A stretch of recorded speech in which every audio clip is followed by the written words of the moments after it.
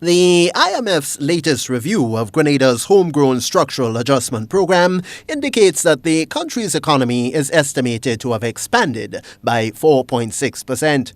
According to an IMF statement, this growth was fueled by agriculture, tourism, and construction.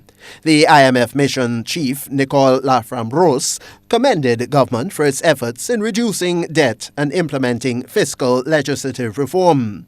Ms. Laframboise says growth in 2016 is expected to moderate to a more sustainable pace of 3%. External current account deficit fell to an estimated 15% of GDP, owing to strong tourism receipts and lower international oil prices again. This was adequately financed by tourism-related foreign direct investment and private capital inflows, so foreign reserves for the country rose to approximately 6 months of imports.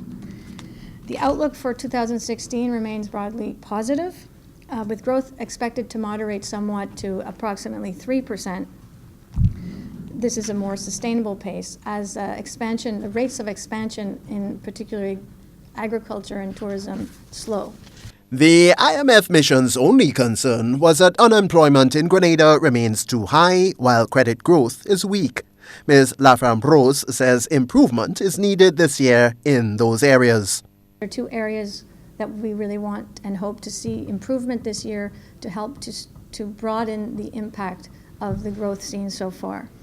More Grenadians are actively seeking work, so the labor force participation rate rose. Employment growth did also rise, but it was overtaken by this increase in the labor force. So these are mixed but positive news, but unfortunately structural unemployment rate remains high. The IMF mission chief says the IMF will be providing assistance to help government tackle the unemployment situation. And what we will do is assess to what extent is the unemployment that we see structural in nature. In other words, when the economy grows, it's not necessarily going to go down at the same rate. When you have unemployment that's cyclical, is related to growth in the economy or slack in the economy.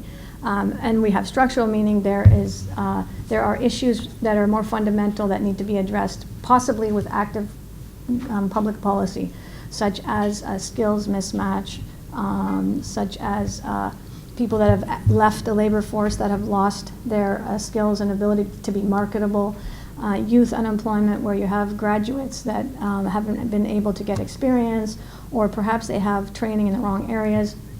So these are kind of things we're going to look at, and we have our aim is to precisely come up with a few hopefully targeted policies which could help to address these specific issues. Although Grenada is in its final year of structural adjustment, official conclusion of the program will occur in 2017. Tony Julian, GBN News.